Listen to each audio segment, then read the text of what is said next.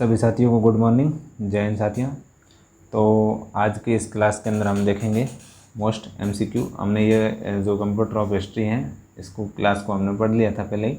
तो आज हमको उससे संबंधित जो है एमसीक्यू सॉल्व कर लेते हैं। तो जो विषय को हम एक बार पढ़ लेते हैं, फिर अगर उसके एमसीक्यू सॉल्व कर लेते हैं तो वो विषय हमारा कंप्लीट हो जाता है। यानी जो टॉपिक हमने पहले पढ़ा था अब उसके एमसीक्यू करेंगे तो ये अपना कंप्लीट हो जाएगा।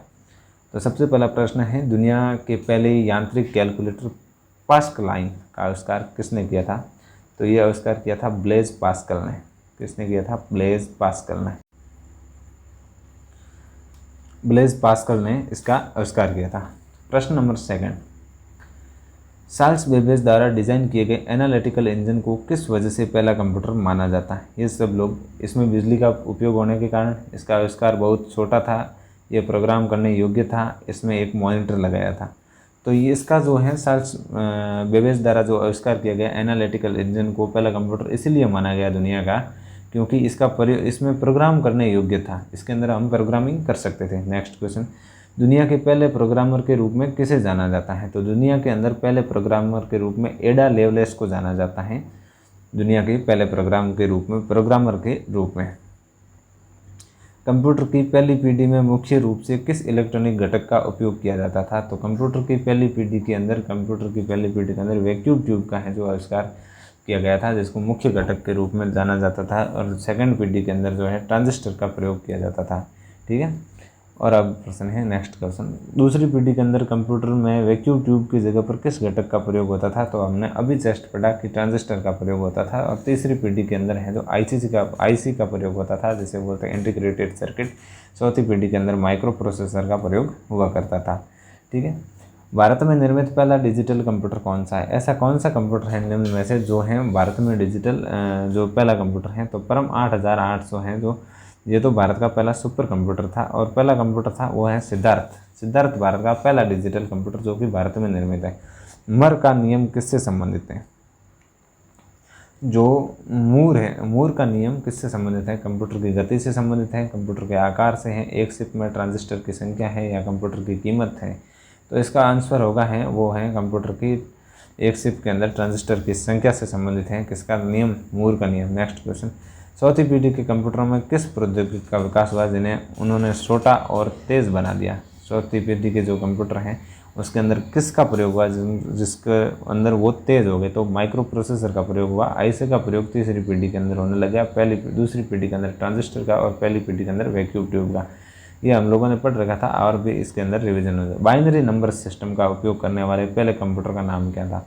तो बाइनरी नंबर सिस्टम का उपयोग करने वाले पहले कंप्यूटर का नाम था एडवेक। क्या था? एडवेक। इनियाक व एडवेक में इतना अंतर है, एक तो ये बाइनरी कंप्यूटर और दूसरा है इसके अंदर इनियाक के अंदर स्टोरेज नहीं थी, इसके अंदर स्टोरेज थी। ठीक है। इनियाक का पूरा नाम क्या है? इनियाक का पूरा नाम है electronic numerical integrator and computer. Computer की जगह पर की जगह पर कैलकुलेटर लिखा हुआ आ सकता है, तो आपको दोनों को ध्यान में रखना है, ज़्यादा बेहतरीन होगा, आप कंप्यूटर को सही करेंगे। ठीक है। पांचवी पीढ़ी के कंप्यूटरों में कृत्रिम बुद्धिमत्ता आर्टिफिशियल इंटेलिजेंट का उपयोग क्यों शुरू हो गया था? इसका आप लोग सब होता है, प्रोसेसिंग की गति बढ़ाने के लिए, समानांतर प्रोसेसिंग के लिए, वॉइस रिकॉग्नाइजेशन को बेहतरीन बनाने के लिए। तो इसका आंसर है उपरोक्त सभी। क्या है इसका आंसर? उपरोक्त सभी हैं, क्योंकि ये जो सारे के सारे हैं ये इसलिए कार्य करते हैं ताकि मतलब एक तो प्रोसेसिंग की गति तेज हो, समानांतर प्रोसेसिंग के लिए, वॉइस रिकॉग्नाइजेशन के लिए। 1970 के दशक में किस कंपनी के द्वारा पहला माइक्रो प्रोसेसर इंटेल 4000 बनाया गया था? तो वो बनाया गया था इंटेल के द्वारा। किसके द्वारा? इंटेल के द्वारा। ये कंपनी का नाम भी लिखा हुआ, प्रोसेसर का नाम था इंटेल 4000। कब बनाया गया था? 1970 के अंदर बनाया गया था। कई कई जगह पर 1971 भी लिखा हुआ है। अगर आपको 70 या 71 में दोनों में से एक ऑप्शन मिले, दो ऑप्शन मिल जाए साथ में, तो आपको 70 करना है। अगर 70 ना हो तो आपको 71 करना है। ठीक है। Next question, Windows operating system का पहला ग्राफिक्स यूजर इंटरफेस किस वर्ष जारी हुआ? तो ये जारी हुआ था 1985 के अंदर। GUI का फुल फॉर्म है ग्राफिक्स यूजर इंटरफेस। इसका नाम होता है कि एक होता है CUI, दूसरा होता है GUI। तो GUI मतलब ग्राफिक्स है, इसके अंदर आप चित्र देख सकते हैं। CU मतलब करेक्टर यूजर इंटरफेस, इसके अंदर आप सिर्फ करेक्टर देख सकते हो, मतलब नंबर वगैरह देख सकते हो। नेक्स्ट क्वेश्चन है, चार्ल्स बेबेज ने डिफेंस इंजन व एनालिटिकल इंजन का आविष्कार किस समस्या को हल करने के लिए किया था? तो गणितीय तालिकाओं की गणना करने के लिए।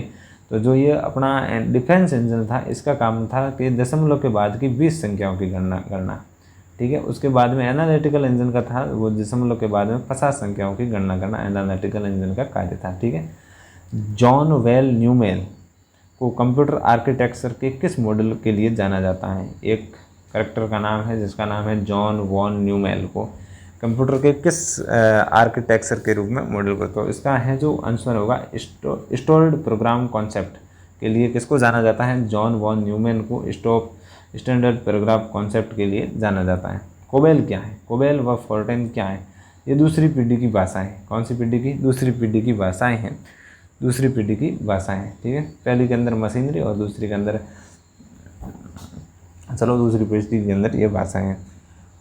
ऑलरेथ ट्यूबलेटिंग मशीन का आविष्कार किस उद्देश्य के लिए किया गया था? कौन सी मशीन का नाम पूछा है? ऑलरिंग ट्यूबलेटिंग मशीन का आविष्कार किस उद्देश्य के लिए गया था? तो जनगणना के लिए इसका उपयोग किया गया था। किसका? ऑलरिंग ट्यूबलेटिंग मशीन का उपयोग। आगे जो क्वेश्चन की संख्या है ये यहाँ पे थोड़ी मिस्टेक से लिख जाती है हर क्वेश्चन के आगे, ये पीपीटी बनाने में थोड़ी भूलवंश यहाँ पे सेट हो गई है, उनको कृपया इग्नोर करें। पहली पीढ़ी के कंप्यूटर का आकार बहुत बड़ा क्यों होता था? क्योंकि इसके अंदर वैक्यूम ट्यूब लगे होते थे। तो ट्रांजिस्टर कौन सी पीढ़ी के कंप्यूटर के अंदर लगे हुए थे? ये आप लोग आंसर के अंदर ज़रूर बताना। इनके पास में बड़े मॉनिटर थे, इनमें बहुत डेटा अधिक स्टोर होता था। नहीं, डेटा तो बहुत छोटे में स्टोर हो जाता है। इसका आंसर है यह वैक्यूम ट्यूब का उपयोग होने के कारण है। तीसरी पीढ़ी के कंप्यूटरों में इंटीग्रेटेड सर्किट, तीसरी पीढ़ी के अंदर कौन सा कंप्यूटर? इंटीग्रेटेड सर्किट का विकास का क्या प्रभाव पड़ा? कंप्यूटर छोटे और अधिक विश्वसनीय हो गए, क्योंकि जो पहली पीढ़ी के अंदर थे उनके अंदर वैक्यूम ट्यूब, दूसरे अंदर ट्रांजिस्टर, तीसरे के अंदर इंटीग्रेटेड सर्किट और चौथे के अंदर माइक्रो प्रोसेसर, ठीक है। इनको आप लोग याद ज़रूर रखना। पहला माउस बनाने वाले डगलस एंजलबर्ट ने इसे बनाने के लिए किस सामग्री का उपयोग किया? पहला जो अपना चूहा है वो बनने के लिए सबसे पहले है इसका आविष्कार किसका आविष्कार किया गया? लकड़ी का है जो प्रयोग किया गया, ठीक है। ये बात आप ध्यान रखना। यह प्रश्न आप लोग गलत करके आएंगे अगर एग्जाम के अंदर आ गया, क्योंकि हम में से कोई नहीं सोच सकता कि हम लोग तो सोचेंगे धातु से किया होगा, क्योंकि कंप्यूटर में अधिकतर जो पार्ट्स होते हैं वो धातु के होते हैं, लेकिन उन्होंने लकड़ी का किया।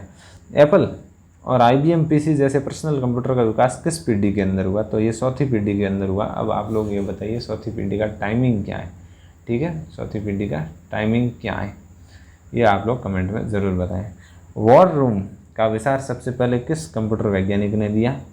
ये CGR लिक्वाइडर ने इस जो विचार दिया, क्या दिया? War room CGR लिक्वाइडर। यूनिवैक को दुनिया का पहला व्यावसायिक कंप्यूटर क्यों माना जाता है? ये पहला कंप्यूटर था जिसमें कीबोर्ड का उपयोग हुआ। कीबोर्ड का उपयोग तीसरी पीढ़ी के अंदर हुआ, ठीक है। यह व्यवसाय में उपयोग होने के लिए बड़े पैमाने में निर्मित पहला कंप्यूटर था। ये दूसरा है कि यह व्यवसाय में उपयोग होने के लिए बड़े पैमाने पर पहला कंप्यूटर था, इसलिए इसको है जो व्यावसायिक यूनिवैक को व्यावसायिक कंप्यूटर माना जाता है। एडसेक को किस कारण दुनिया का पहला प्रोग्रामेबल कंप्यूटर माना गया था? एडसेक जो है इसको किस कारण से है दुनिया का पहला प्रोग्रामेबल कंप्यूटर माना गया था? ये एक मॉनिटर था, ये तो कोई कॉन्सेप्ट ही नहीं है। इसमें कीबोर्ड था, उस ज़माने में सब में आ गए थे। इसमें एक ऑपरेटिंग सिस्टम बकवास कर रहा है। ये स्टोर्ड प्रोग्राम कॉन्सेप्ट का उपयोग करने वाला पहला कंप्यूटर था, इसलिए ये दुनिया का पहला प्रोग्रामेबल कंप्यूटर माना जाता है। किसको? एडसेक को। पहला इलेक्ट्रॉनिक कंप्यूटर कोलोसस किस उद्देश्य के लिए बनाया गया? पहला इलेक्ट्रॉनिक कंप्यूटर है जिसको नाम है कोलोसस, ये किस उद्देश्य के लिए बनाया गया? ये द्वितीय विश्व युद्ध में जर्मन कोड को तोड़ने के लिए। जो पहला इलेक्ट्रॉनिक कंप्यूटर है जिसको बोलते हैं कोलोसस, इसको किस उद्देश्य से बनाया गया? तो जर्मन कोड को तोड़ने के लिए। तो आज के हमारे जो क्वेश्चन हैं ये हो गए ख़त्म। अब हम मिलते हैं अगली क्लास के अंदर। अगली क्लास हमारी थ्योरी की होगी। जिसको भी ये वीडियो इम्पोर्टेंट लगे, किसी साथी तक अगर पहुंचाना चाहता है तो पहुंचा सकता है। ये वीडियो कंप्यूटर की हिस्ट्री से रिलेटेड MCQ से रिलेटेड था। थैंक यू मित्र, धन्यवाद, जय हिंद।